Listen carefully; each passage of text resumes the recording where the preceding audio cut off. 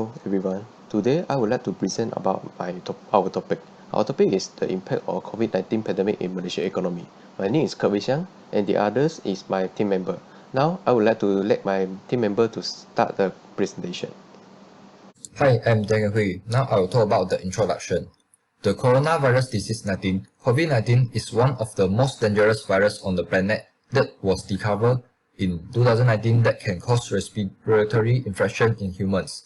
It is also known as severe acute respiratory syndrome coronavirus SARS-CoV-2. COVID-19 was found in Wuhan, China by the World Health Organization (WHO). At the end of 2019, the Chinese government notified the WHO that there were multiple cases of pneumonia with unknown case. The National Health Commission of China said that the patient that has been infected with coronavirus visit the seafood market in China which sold live animals such as bat and rabbit. The coronavirus main host is the human who eat the infected bat, and somehow the virus can also infect other humans as well due to close contact.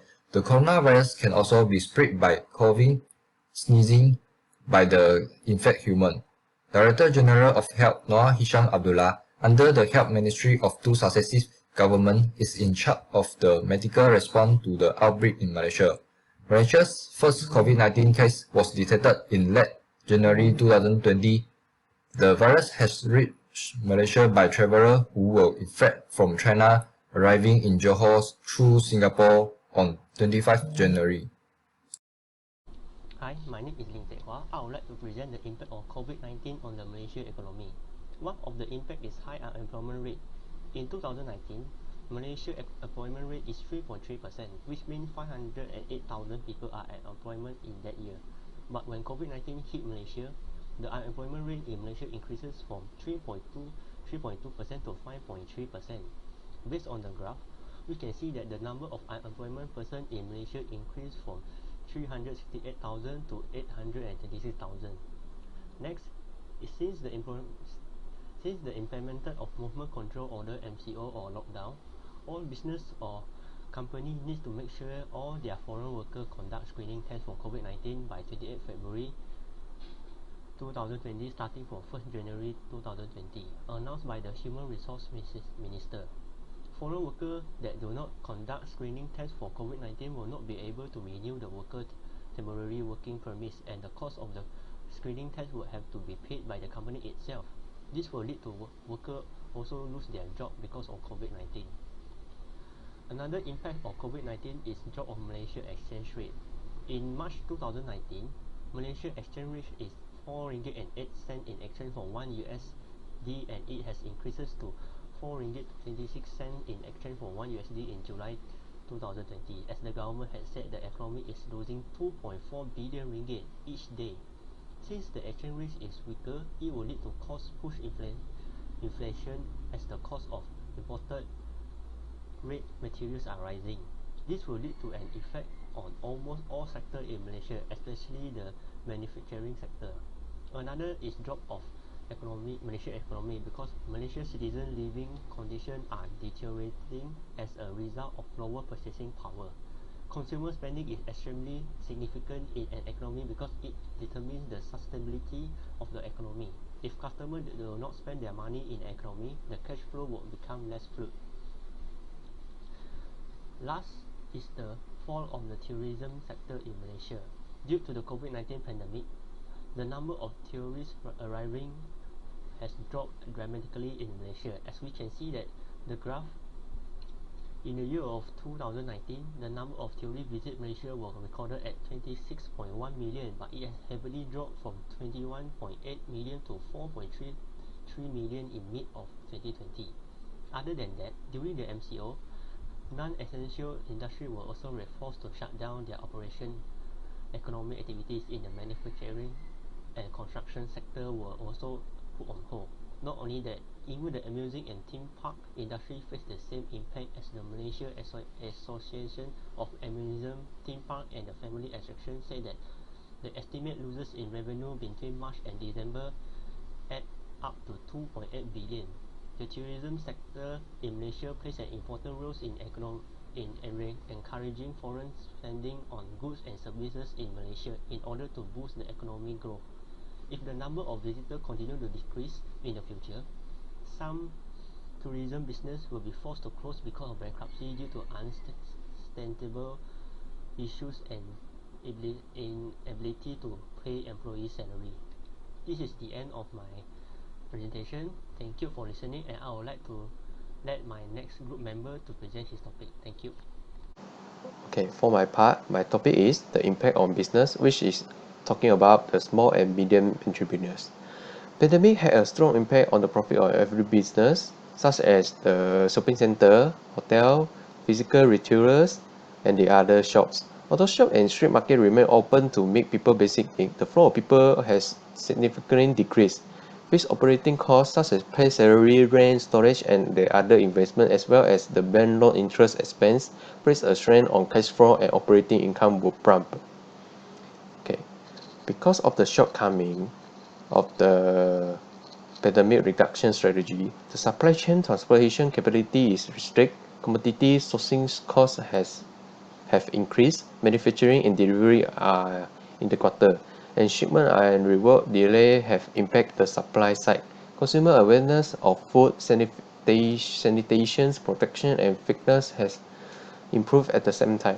A large-scale supply chain network focused on the product sourcing and the integration, as well as improving logistic quality, physical market orientation, neighborhood delivery, door-to-door and consumer and customer portraits, and improving precise make and service. The pandemic prevention and protection effort will affect the movement of persons and operation, which will affect transportation and manufacturing, especially labor intensive industry will be impacted by raw material shortage and labor shortage. I would like to talk about the impact on education. In the current research, education is regarded as a protection function of growth because it is generally believed that education is the main factor that promotes economic growth. It plays an important role in economic growth by enhancing the skill and knowledge of human capital. Okay, to the ability to reach global audience, the Malaysian government orders students to return to their hometown and continue the study through online learning. The Malaysian government has played an important role in providing assistance by providing internet to B40 families and students to enable them to access the internet and continue their online learning. This allowance allows students to access the internet for free or for online learning. For students and lecturers, online learning is an effective alternative learning method, but there are some issues that need to be considered. For example, the limited accessibility of the internet. According to the report, about 52% of students in the Sabah cannot access the internet due to insufficient infrastructure. Insufficient online learning infrastructure and restricted internet access made the online learning process more difficult for students, especially in the more remote rural areas of Malaysia. In addition to restricted internet access, students have difficulty communicating with their lecturers, interacting with friends, and laboratory visits which affect their learning. Okay, this is all for my part. Now I would like to pass to my next team member. Thank you very much. Welcome to my section of the video. I'm Ghoh Rie Rian and I'll be presenting you the Malaysia economy, industry and real estate sector. So first off, we're going to talk about the Malaysia economy industry. So first, it's about the e-commerce supply related disruption. With Malaysia and other countries, factories close, Malaysia demand for more material to make goods are reduced and Malaysia can only produce limited amount of goods. So with that, some e-commerce companies are required to only sell a limited amount of goods, which affected their profits. The next, with the MCO implementation by the government, a lot of e-commerce given an explanation that delay of their parcel is due to some transportation companies, manufacturer companies, and warehouses are closed or temporarily closed down. So with that, a lot of people are cancelling their order, which hinder the e-commerce markets.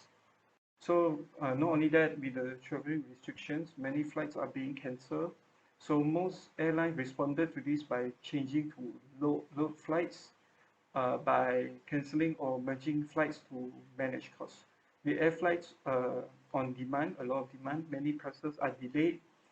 But most e-commerce turn to premium rate, but it also won't guarantee to be delivered on time. So with the premium rate and flight rate costs ramps up, a lot of e-commerce suffer from this.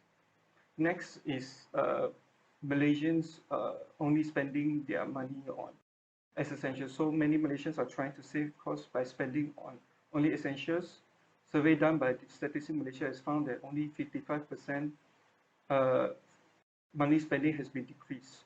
With that, e-commerce market who does not provide essential goods are affected with low sales.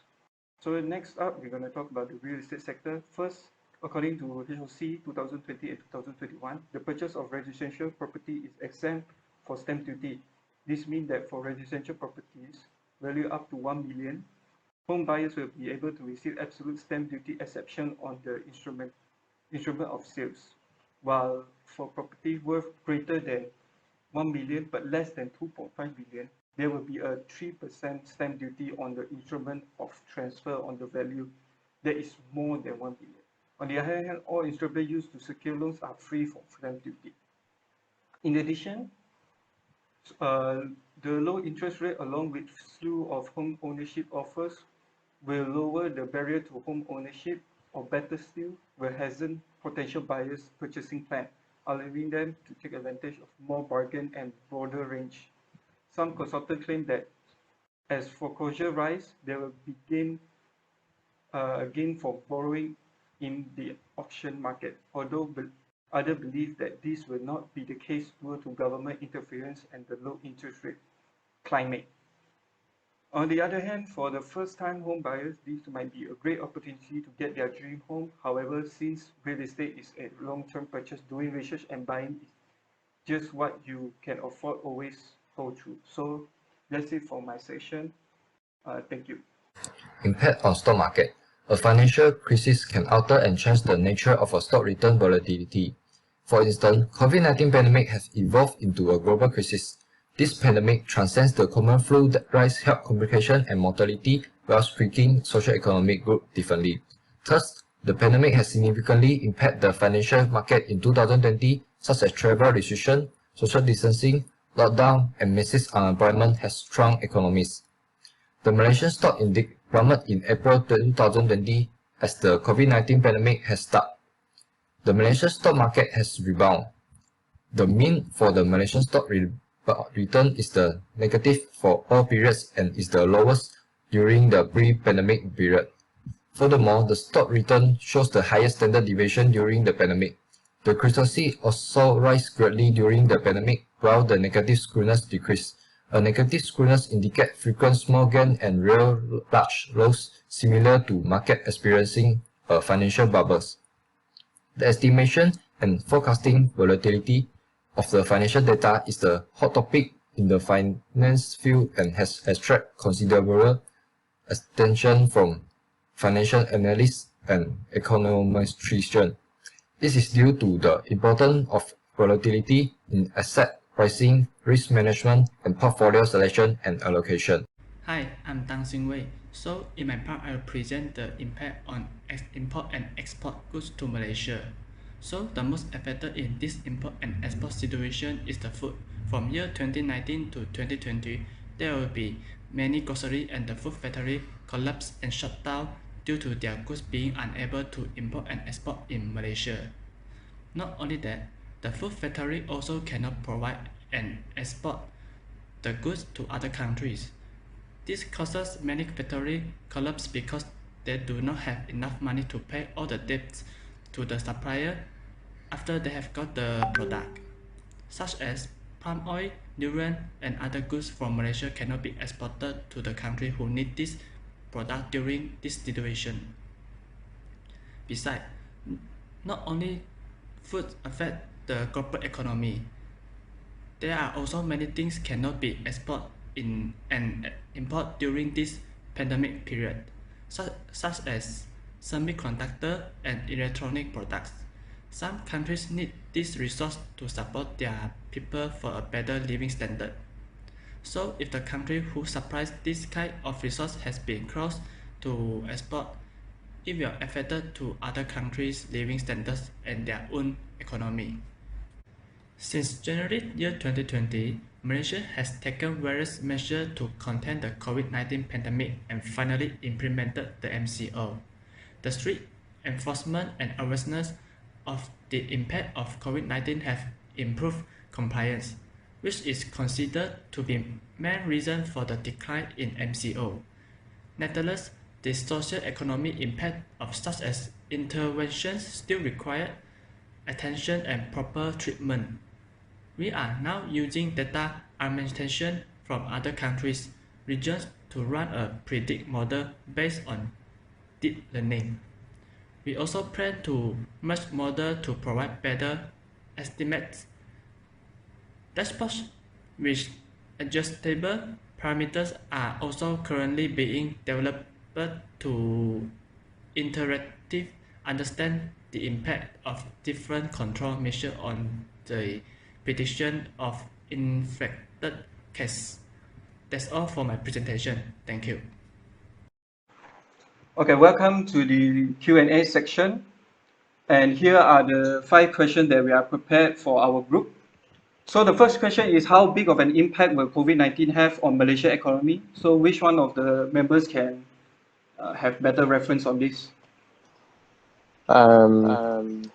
It is still difficult to estimate the impact of COVID-19 on Malaysian GDP. This is since the impact stems not only from the government effort to confine the virus within Malaysia, but also from retail, hospitality, and other industries.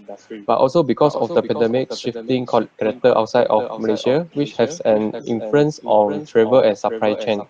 As a result, it is the tangled and complicated feedback process. My best prediction is that the numerous router will result in a 1 to 2 percent point drop in Malaysia growth for this year, which will be the overall impact.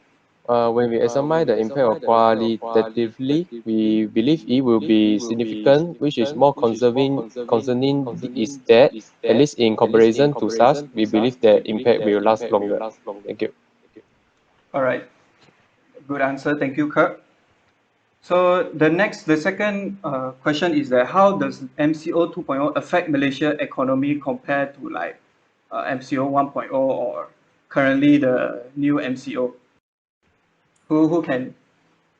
The economic impact from MCO 2.0 is larger muted, thanks to the government's sizable fiscal injection of 6 billion ringgit that will result in a multiplied effect of 30 billion ringgit to the economy against 22.2 billion ringgit of economy losses throughout the 37 days of economic MCO 2.0. That's all.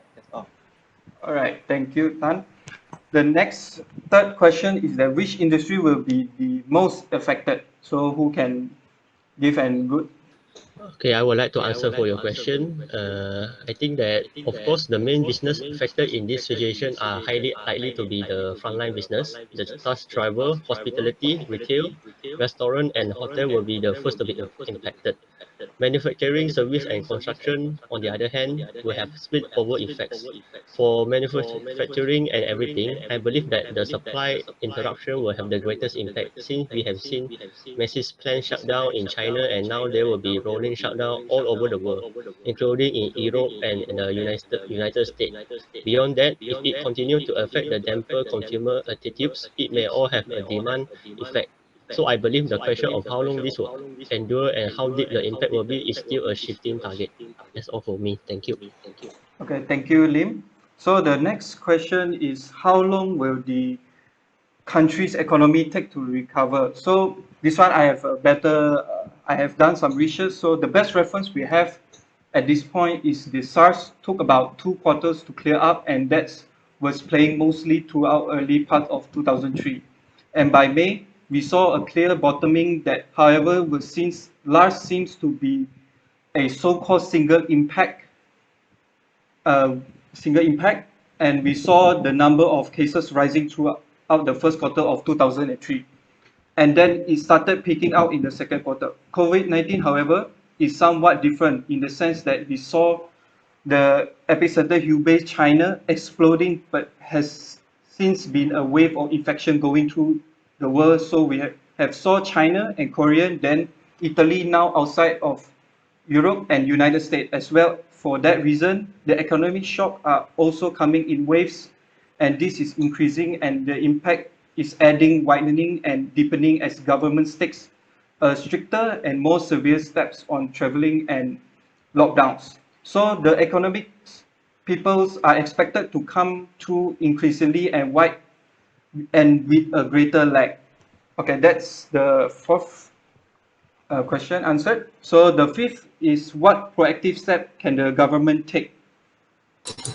Yeah, really in this situation, the ability of the government to sidestep and buffer remains somewhat limited, nevertheless very important. What can and should the government do? Knowing that a lot of the impact on the frontline industry that is going to be difficult to mitigate, I think the most important things that the government should do is to ensure that a cash flow crisis due to a sudden rainfall and structural inactivity does not turn out to be an extension solvency for business, so we do not want a liquidity crisis to turn into a solvency crisis, because that will have much longer lasting impact on the environment, so on and so forth.